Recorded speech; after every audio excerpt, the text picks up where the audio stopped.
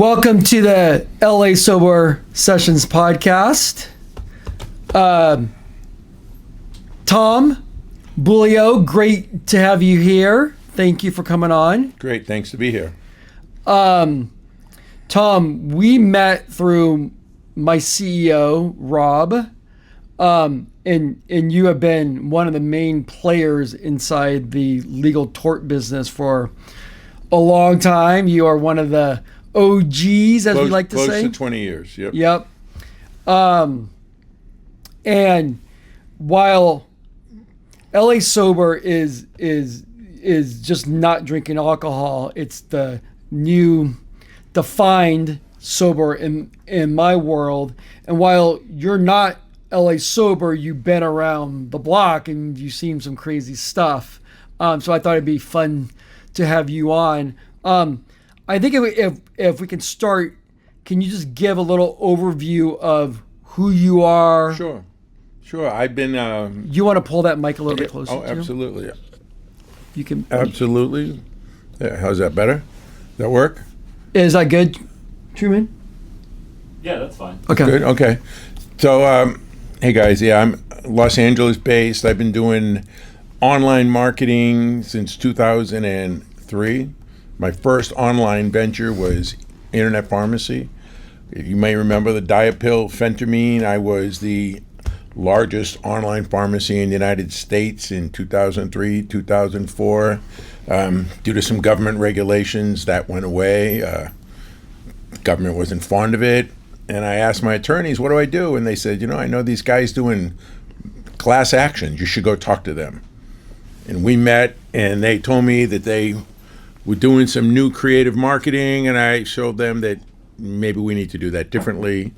And I really established the first online marketing for attorneys doing the mass torts, which is really class action world. Most people call it class action. Yeah. The one that said, did you take this drug? And if you took this drug, call now.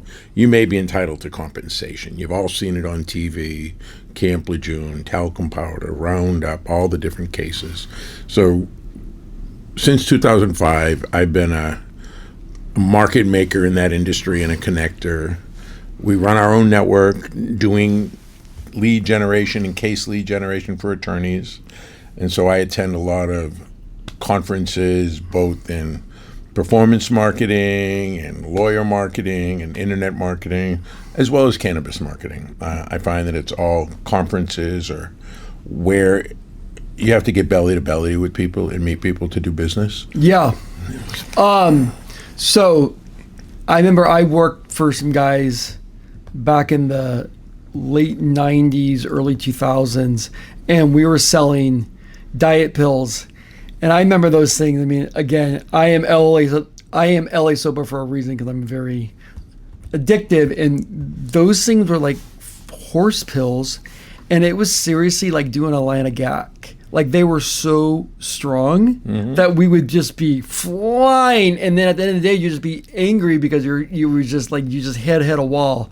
So I am very aware of those pills. So we primarily sold to your mother, your wife, your sister? Yep. We sold to the uninsured, underinsured, and discretionary buyer. So during the early 2000s, there was a craze called fen-phen. Yep. And when the government shut down fen-phen, we opened up. I ran into my friend in the parking lot, and he says, Tom, they shut my clinic down. I'm going to open up and start selling online. And I said, I'm in. Let's go. Our first month, we did $25,000 in sales. That was January. By July, we did $750,000. September, we did $3 million. December 2003, we did $8 million. January 2004, we did $16.5 million. It was insane. It was fun. It was exciting. And I established my OG status in the industry there. And the government shut it down. Yeah. But I still have taken that experience, because most people have not done that. Yep. And I still take that into the world today. And who do we know, and what do we know, and how do we do business? Because in my world, it's a networking business. Yeah, and you're very, very good at it. Yeah, I'll say that for the people out there that don't know, when one of these products hits or when one of these big torts hits, it's big dollars. I mean, there's budgets that you're spending, $4 million a week in media. So with that comes stress. And it sounds great, but there's cash flow, there's partner, there's legal. And so let's talk a little bit about what have you seen, like some stories about, the good, the bad, the ugly of when something blows up and becomes huge. And, people start partying, because a lot of people in our business, that's all part of it, because they are, all in, all out. Well, they're big drinking parties. Yeah. They're basically big drinking parties. And I try to explain to people that I'm going to another drinking event, Yeah. which is a conference. And a couple months back, I took my son with me, well, actually it was last year, to a big conference. We went to an affiliate summit in New York. Yep. And I told him one thing: you can drink with them, but you can't drink like them. Yes. Because these guys are sitting there all day long at the bar. I don't know how they're standing up or how they're functioning. I'm a casual drink, but these guys are crazed. And all these events are still very much that way, I'm finding. The lawyer events, these guys go hard. Yeah. Remember, they're gambling. In business. Yeah, yeah. I look back where when I was drinking a lot at these conferences, like I would go out till, we would have a client dinner, and then you go to the casino, and then you go to the strip club, and then from that goes everything else that comes along with it. Like there were nights where I'd be out till, no joke, 5 a.m, and I'd have an 8 o'clock meeting, and I would be there, because I've always been one that if you play, you pay. Mm-hmm. So if I'd be out all night long, I would still be there, but I wasn't there. Like my I see mind a lot was, of guys like that. I'm fortunate enough that in my life I've done everything, and I'm not addicted. Yep. I'm able to say, okay, that's my deal. I'm done. Yeah. Whatever the drug there was, whatever it was, I've done all of that. And so I'm usually pretty good, but I watch these people. It's insane. As I was telling you just a few minutes ago, a couple weeks ago, I'm at an event in Florida, and I stayed up till about 1 o'clock, spending time with everybody. And, I have a drink, they have 10. Yep. And I said to everybody, okay, now be careful. You guys be safe, and I'm going to bed now. Within an hour, they were in the hospital emergency room with one of the guys. Uncle John was in the hospital having heart palpitations. It's because they were doing drinking and whatever the newest thing is that they were doing. It was like, it's crazy. And they're young. Yeah. And, we've been out a few times, and you can tell that people either can control it or they can't. And I've been out with you many times where you drink, but you're not you I've can, never been. How about never drinking for lunch? There used to be the cocktail lunch. Everybody would have the 2 martinis. I was with someone recently, and they had 2 glasses of wine at lunch. I was like, what the heck? I couldn't do that ever. Just as my own business, I've never given myself the permission to do that. Yeah. My is always, I have to be in control of my environment and my thoughts and who I'm talking to. So I don't know who you are. Yeah. You might be someone very important. Doesn't matter what you look like. It matters who you are. So I'm pretty careful about that. Always have been. Yeah. But I've seen some. Yeah. Yeah, but I mean, I believe that either you have that in you or you don't. Mm-hmm. And I don't think that you just can learn that. It's like either you know how to drink or you don't know how to drink. And I know, myself, I don't know how to drink. Cause once I feel that whatever I feel, I like it so much, because then I don't have to be in control so much. So I almost let it go. And I like my wife will say to me, well, why can't you just have one drink? Where have you been for the last 22 years? Like, that's not who I am. Like, and again, I think that either you have it or you don't have it. I used to have an assistant that worked with me all the time. For 10 years we worked together, but she was sober, absolutely sober. As a matter of fact, when she wasn't working with me, sometimes she would be what's called a sober escort, which is going with people. A sober escort. Well, sober escort is just shopping. It means that somebody who's just came out of rehab, or somebody that's on the edge, a family would hire her to go be with them, and go shopping, go live your life, and do your thing. So you get some rich, pretty girl in a Mercedes. She needs somebody keeping her out of trouble. Yeah. Because the Coke dealer is going to come. She's going to go get a drink or whatever it is. And so we worked together for years. She's very beautiful, with tattoos, and we would go to the lawyer conferences, and she would drink Red Bull. She would have to always keep a Red Bull in her hand because the lawyers always wanted to buy her a drink. Yeah. Get her a drink, get her a drink, get her a drink. So we did this for years together. We traveled together a lot, which always kept me out of trouble because my right hand was a non-drinker. Yep.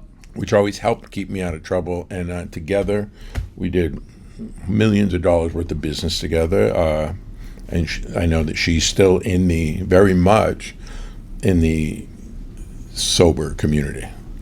Yeah. Can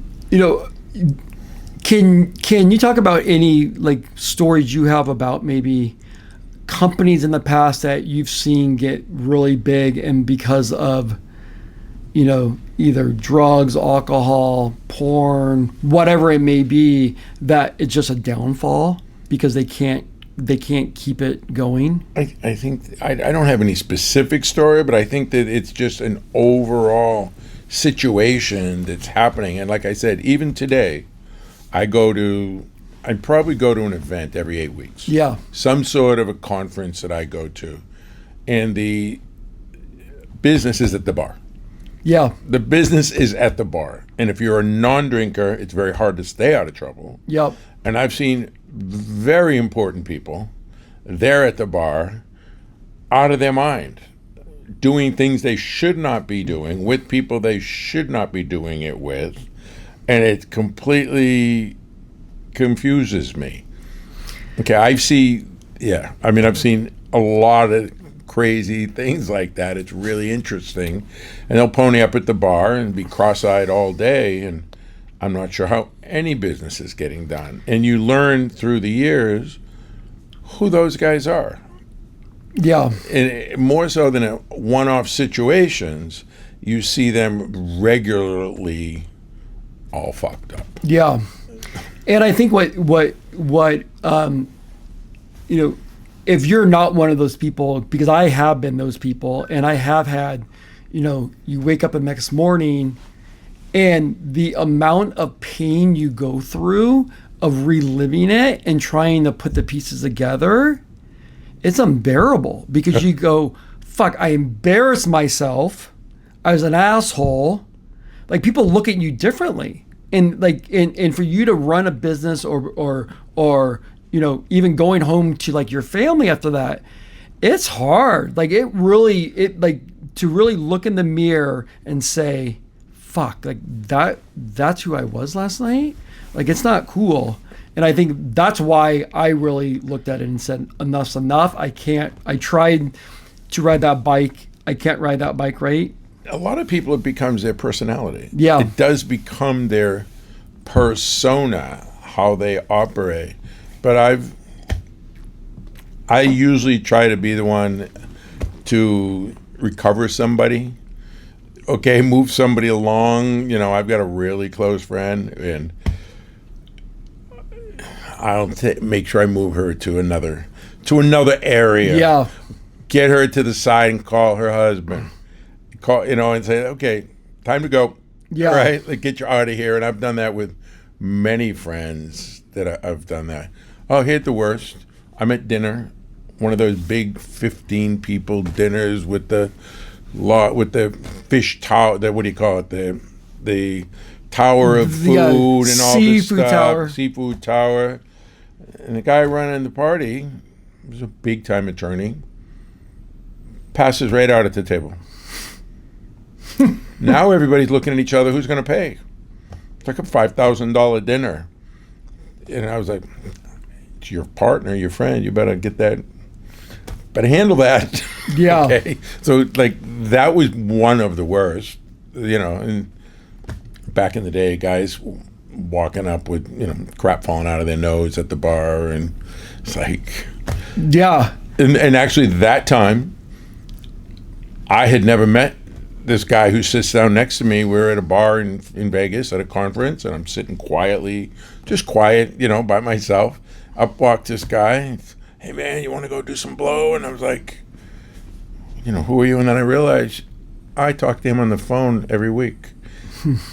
Okay, so that was another interesting sitch that I'll remember forever and ever.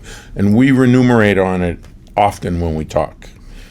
Yeah, I mean, so I got into the business in '97, and I worked at a rep firm, and a rep firm they rep local TV stations, and they sell that media in all the markets across the U.S. And in '97, drinking was still a very big piece of the business, and what they would call it no host. And a no host is where everyone goes and meets, but you pay your own bar tab. And back then I was making, I think my first job I made, it was $18,600 a year. My take home check was every 2 weeks was $666. And my rent was like $600. So didn't have a pot to piss in. I bounced checks across this country. But back then, like it was, you were expected to go to these events, and it was fun because the older people, the managers, the VPs, the president, they would pay for the bar tabs, and we would get just shitty. Like it was just what you did. Or even like on Thursdays and Fridays, we'd go to Tom Bergen's off of Fairfax, and for lunch. And you'd be there till 2-3 o'clock, go back to your office, just lit. And now it's changed. So there's a interesting thing with this younger generation. I recently went to an event. I was in the Hollywood Hills at a beautiful mansion, and there was probably 150 people there. And it was primarily a 20-something crowd. I'm the grandpa in the room observing. And what they did was really interesting. They had an open bar. They had great music, not too loud, so you can network and talk. And nobody was drinking. Like they could, but they weren't. I was really, really impressed with the way these people handle themselves. There's this internet company called WHOP, WHOP.com, and they had a networking party for people that are involved in their industry. And I had people coming up, shaking hands, talking to me. What do you do? Who do you do? But what was the most fascinating thing is that generation now, they're not, like the opportunity was there and they weren't taking it. Yeah. Like it was all networking, all business, all professional. And if I go to the same event with an older crowd, all right, they're participating in a different way. I've told this story many times. I'm very impressed with this crowd of people, like what they're up to, and they're making money. And why do you think that is? Like what do you think has changed with this newer generation that they go, it's not for me? They want to be in control of their wits. Mm-hmm. They don't want to be altered, and generationally, they maybe seen what's bad, from other people and observed it. This was hustlers. This was the group of people that should be going off like we've seen all our life, and yeah. They were. I didn't get to ask that question, but I was impressed by it, and everybody I know from that group, I've told the same thing. They're into food, they're into good living, they're into buying themselves flashy things and taking good trips. Like they're really into trips and travel. Like the digital nomad thing is, people thought I was crazy when I was trying to nomad in my life. Now it's just a way of life. Tell us about that. Well, I've done a few trips. I've lived in a number of different places in my life. I sailed across the Atlantic on a sailboat. That was a 6-month trip. Jesus. I lived on a boat with 5 people. I lived in New York City for many years. I was in the jukebox business. It was my first introduction to advertising. Jukebox. So Video jukebox. Okay. So it was a jukebox with a video screen playing music videos, and we had them in nightclubs and bars showing ads for cigarettes and alcohol and things you couldn't advertise on TV. It was the beginning of digital advertising, the very beginning. First MTV Music Awards. I owned the jukeboxes that were in the nightclubs that were the after parties. There was a change in my life. I'm sure that came with a lot of good perks. It was a very interesting time in my life, yes. I was living in New York City, and we were having a good time. It was all fun. So I've been blessed to sit at a couple of MTV Music Awards very close, and those things back in the day MTV was massive. Like you forget how that changed. This was the first one. This was the Madonna, the famous Madonna Like a Virgin, Michael Jackson, Prince. It was at Radio City Music Hall. The after party was at Tavern on the Green. And I remember getting high with Metallica. Okay, and my girlfriend was like a model. It was a whole interesting wildlife. And then I had these jukeboxes in nightclubs. There was a licensing problem. The manufacturer didn't work out yet, because at that time, music videos actually didn't have licensing. They were just promotional material, is what they were. They weren't even making money on it. Yeah. That's how far ahead. But I got the vision that this digital advertising and this point of purchase advertising is really interesting. And I've been involved in some sort of advertising ever since then. That was in the 80s. Yeah, I mean, while the I say that while the platforms and screens and the way that we consume media is changing, it still goes back to those basic principles on what will drive someone to take action. It's funny.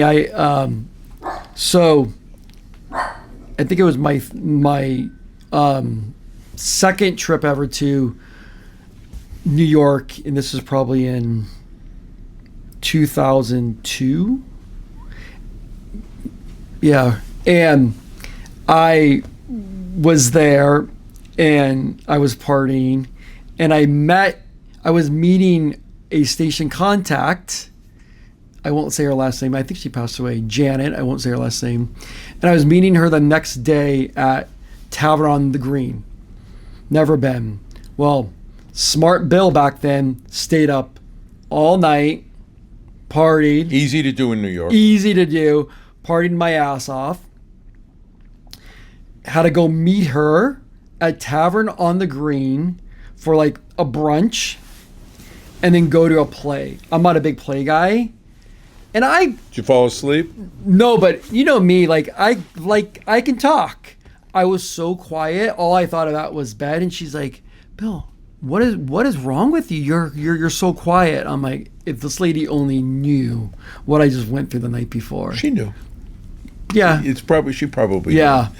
She But you know, probably like even when I think about all that bullshit I went through, it's made me who I am. And while I wish I would have learned LA sober sooner, you know, all those experiences that I've gained through life, it helps me in business, right? Absolutely. All those experiences, so I've had a big life doing a lot of different things in a lot of different areas and jukeboxes, who did I have to deal with? I had to deal with, the wise guys of New York on that. I've dealt with many different, I've had my internet pharmacy business. I've got to sail across the Atlantic. I got to live in Venezuela. I got to live in Sierra Leone and discuss how to buy and sell diamonds out of Africa.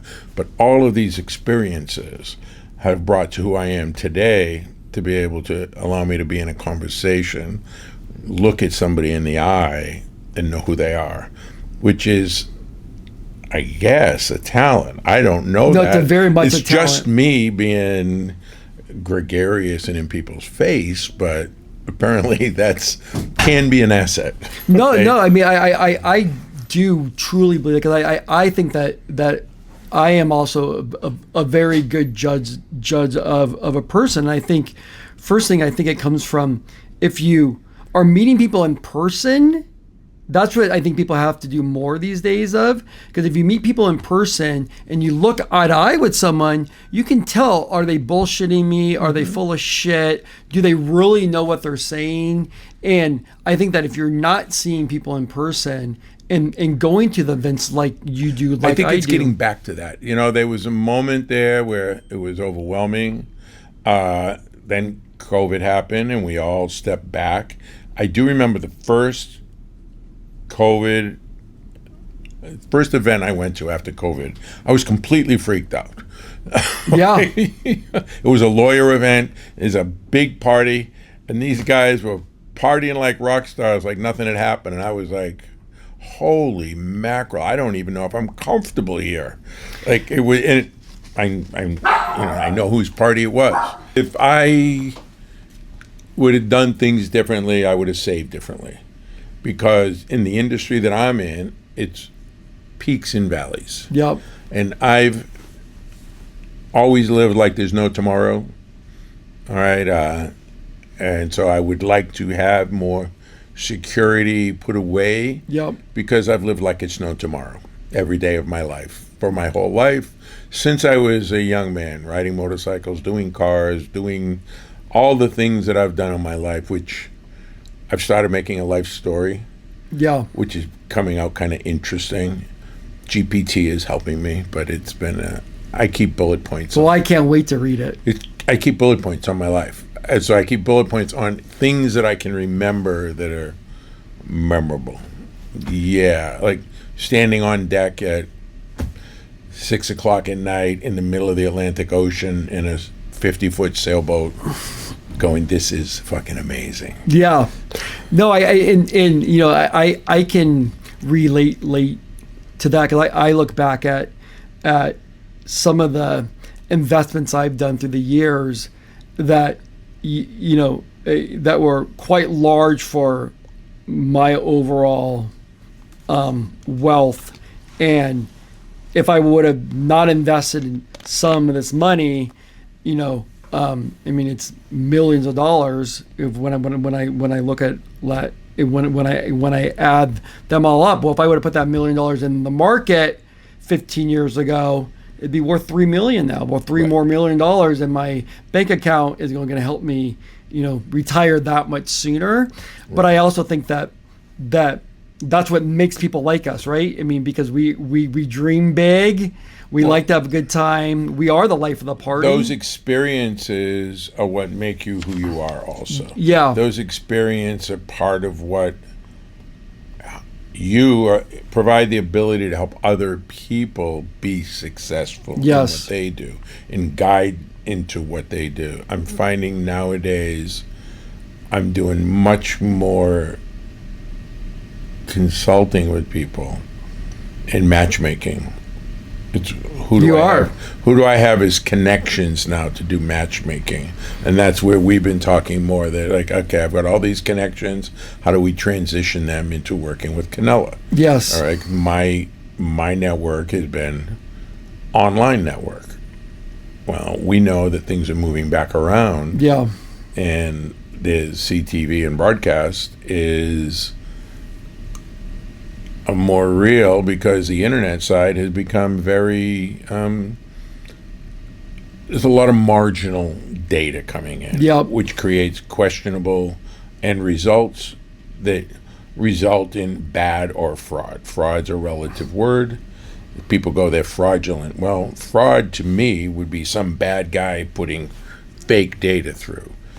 Now, but fraud is also some person who wants to win the lottery. Yeah. Because the cases that I work on, these litigation cases, are winning the lottery for people. If somebody can get 70 grand, 100 grand settlement for something they didn't know that they were actually, able to get, it makes a big deal. And I realize that the attorneys that I work with are really who police the pharmaceutical industry. That is the pharmaceutical police, because FDA and pharmaceutical doesn't have enough power to police these big pharmaceutical Well, it's companies. such big business, and it keeps so many things like you know that the U.S. and I believe it's New Zealand are the only two countries. I could be wrong on the second one, but are the only two countries that allow pharma ads on TV. Like we're the Oh, I only didn't know one, that. and Okay. but it's not going to go away because I mean, without big pharma on TV. I mean, for guys like me, actually, it would be great because then I would be able to buy a lot more media for my clients, but they pay the bills. Well, in pharma media is really targeted at, Bill, this is the medication you need to take because this is going to help you. The whole mission of pharma ads now is to drive you, the customer, to go in and request it. Correct. Because no longer do they have the sales rep. Yep. It used to be the sales rep to the doctor suggesting a product. Now it's advertise it, drive you, the customer, in because you must have that condition, and drive that customer in. I watch television a lot, and I also watch what's on at certain times of the day. Mm-hmm. And coincidentally, my life seems to revolve around what's on in the evening news. Not the news, but the ads. When I started in my online marketing was diet. Next thing I went into was law, and there was every mass tort class action case in the world on TV every single night all day long. Now if you watch, it's transitioning again.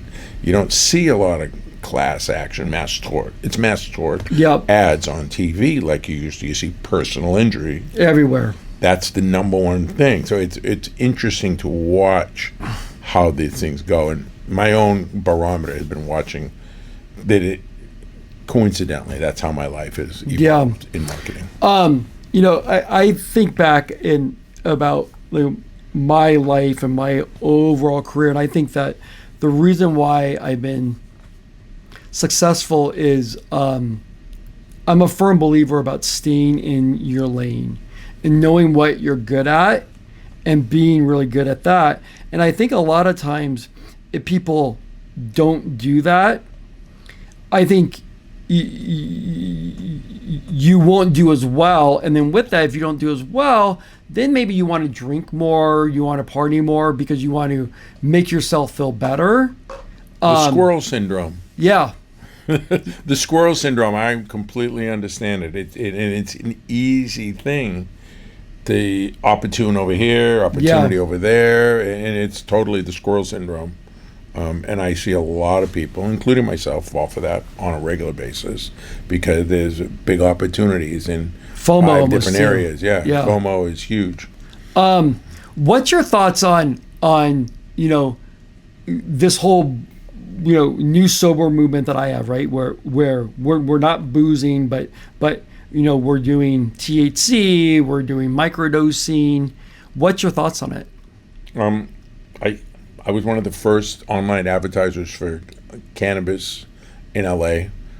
I did online digital ads and email marketing for cannabis in 2019 is when it really started opening up, and I was the first investor and the first Craigslist for cannabis equipment. Craigslist. Called Bud Trader. I was the first investor in that. I'm a big fan and big believer.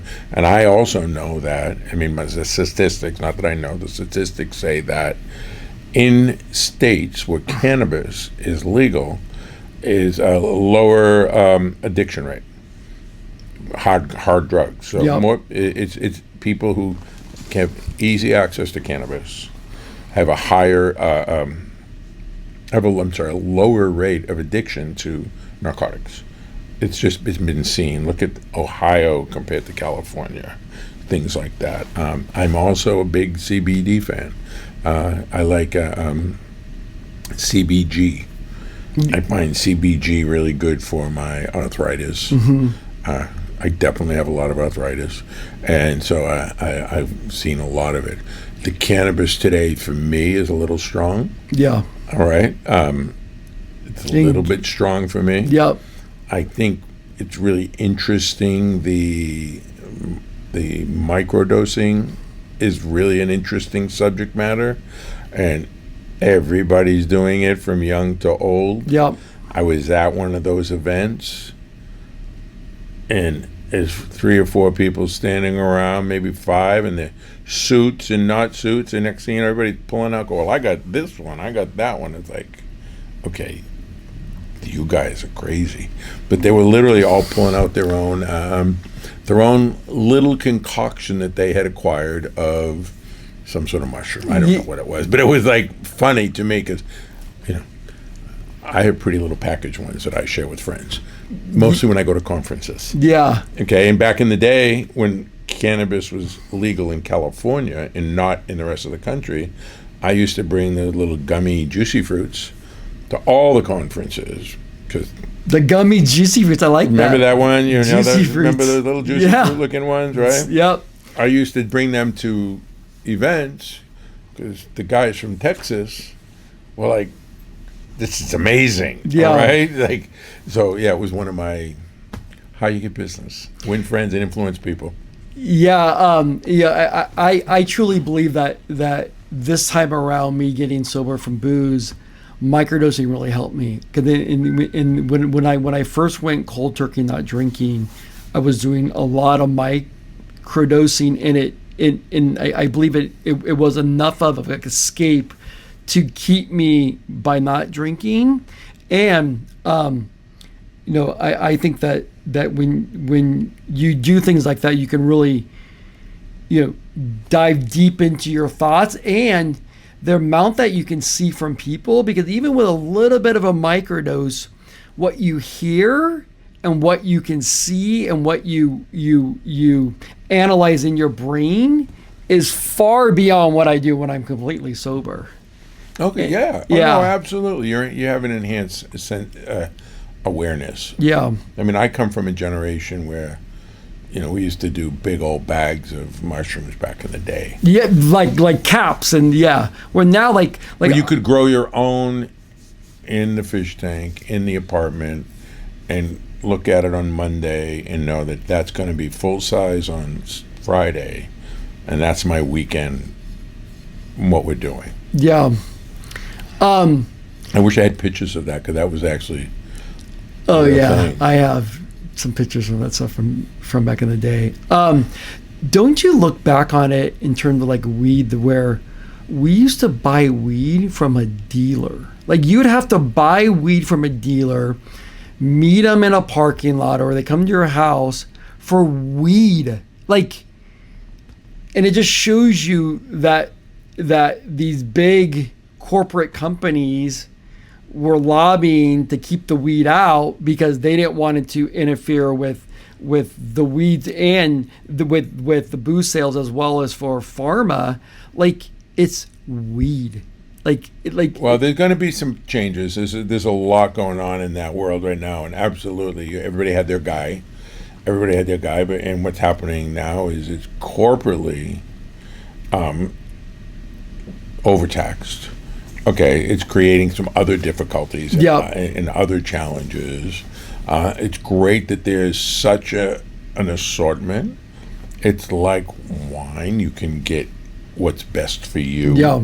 What you like best, and self-regulate what's best. I think that's really interesting in the way it goes. Now in Los Angeles, we can get delivery. Okay, I don't think there's a lot of states that are allowing that delivery yet. I don't know. It's very unique to California. Yeah. I go to a number of the events. I go to MJ Unpacked, which is a great event for the industry retailers. A couple thousand people. And they're really in. These people are in. They believe. They use. They're all about the industry. And it's a really good event for retailers and retail suppliers, people selling product to retailers. Like MJ BizCon is 30,000 people. It's too much. Yeah. I don't need to know about an extraction machine or farming equipment. But all of those techniques now that have used in tomatoes and tobacco and everything else are now being reused to perfect this industry. And there's mainstream TV shows. Oh, for sure. Which is really interesting. A couple of them. So it's interesting how the culture has moved around. I mean, I remember High Times. I remember the Fabulous Furry Freak Brothers. Okay, see, that was in times of it's better to have dope in times of no money than money in times of no dope. That was a famous saying. Do you remember the magazine Easy Rider? Yeah. Oh my God, my dad would have those inside our bathroom, and I would masturbate to them because they were always the girls. Yeah, Easy Rider girls. And, Sure. I mean, those things are crazy. You're Easy Riders when I'm old. I rode motorcycles then. You would have liked my dad. I rode motorcycles. I had my first Harley Davidson I bought in a cardboard box. My second Harley Davidson, I traded the Sportster from the cardboard box for a 9-foot long chopper that I drove for years. I looked very scary. You didn't come talk to me because I looked like that guy you didn't want to talk to. And you're a big teddy bear. Was a big, scary looking guy, and it was not cool. And then I rebuilt that bike and made it look like the red Dennis Hopper bike from Easy Rider. It was almost exact same of that bike. And I rode that for years till I almost got killed because of a stupid driver.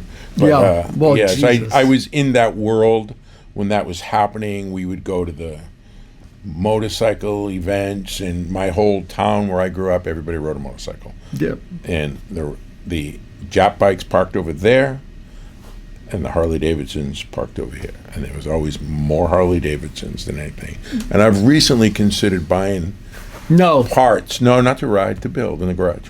To build a Harley in the garage. I want to build one with my son, just something to do, fucking around and build a motorcycle because cars are too big and too much to deal with. Motorcycles are kind of fun. And I still follow on social media a number of motorcycle bike guys, and I follow the Hells Angels because I think that's very interesting. They're all now old guys who are mechanics and city council members, and they're like regular people. And when I was in my 20s, we hung around with those guys. So that was a whole thing. God, looking back at like you look at Mad Men, right? Mad Men was like the Apple store for weed, and I mean their stock was trading I think high at one point, and they just blew through their cash. And I haven't dived way deep into it, but I believe their biggest downfall was that they didn't have their own brand. I think they when they first came out they didn't, and then I believe they did. But I think if you're only selling other people's stuff, I don't think the margins are high enough because the taxes are so high. Because of the taxes. The taxes are crazy. They were selling other people's product. They also overspent, tremendously overspent. I was talking to them just before they closed, before they shut everything down. But I was at an industry event, I don't know, 6 months ago or something, and half of the big players in the room all started at MedMen. And they were all like, thank you for being the first. Yeah, for sure. Because, crashed and burned. Okay, whatever. The investors made a lot of money, but it crashed and burned. But that was the beginning of true legalization in legal. That's such a great point in business, like we always talk about this, you don't always want to be the first. You almost want to be the third or fourth, because you can see what they did wrong. I was the first, and now they took $5 million from me, and now you can do exactly the business I was in 2003. You can go to Hims, Romans, Amazon, Mark Cuban. They're all selling you exactly the same. You order your online prescription. You do. The difference is you can now do a video interview with a doctor. Yep. What I did in 2003 was you do an online prescription. The online prescription would be reviewed by a physical doctor. The physical doctor would approve it or decline it, and then he would move that on to the pharmacy, who would review it and approve it or decline it, and then that would move on to FedEx, and then it would be shipped to you through FedEx. And once the FedEx number was printed, we actually built the credit card. There was no misbilling, and we went from 0 to $42 million in 12 months in 2003. In 2003, so $42 million in 2003 is probably $250 million now? I don't know. We were Something talking like with big companies about buying us. We knew we were maybe a little gray, but we weren't super concerned at the time. And it went from, all of a sudden they showed up at our office and shut us down and confiscated $5 million. So I'm very familiar with being first in the business and having it all taken away. And today I'm going, oh, hello, I can do this. So I've been looking for years for what's the next thing similar. Because, as I say, I have one hero badge. I did that, and they took $5 million. And did you have $5 million taken away from you? It takes a lot of work to do that. And so we've been able to parlay that information and understanding of doing business. And part of what I do is also look at different businesses and reapply them to different ways of doing. Yeah, because the legal marketing is very specific to lead gen. It comes with different responsibilities, and recently I'm realizing that the marketers don't even understand. They don't understand the responsibility and liability of the lawyer. Yeah.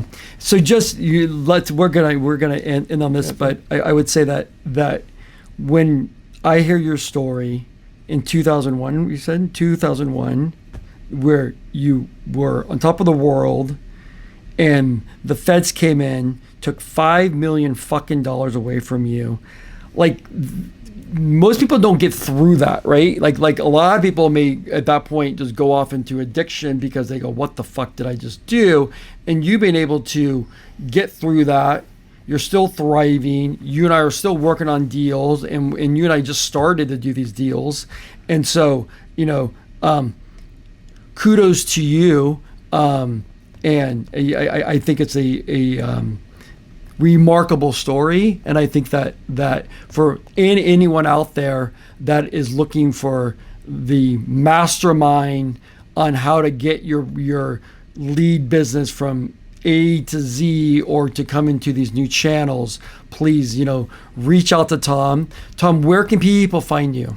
You can find me at easiest is probably just go to my website, go to hudsongreensolutions.com. Okay, that's a pretty straight up way to find me anytime. I'm also on LinkedIn, Tom Beaulieu on LinkedIn, Hudson Green on LinkedIn also, and I actually answer the phone and talk to people. My offices are in Santa Monica, right down the street, and I'd love to talk to anybody. It's all because you never know who you're going to meet. You never know who you're going to meet. Exactly. I have a meeting tomorrow with somebody I met going to the gym. Yep. You never know who you're going to meet. Yep. So Tom, thank you again. I really enjoyed speaking with you today. So everyone out there, lasober.com if you want to check out and support the brand, and then follow us on Instagram and Facebook and TikTok at We Are LA Sober, as well as we have a YouTube channel. So please follow the brand, give us some love. Thanks for listening.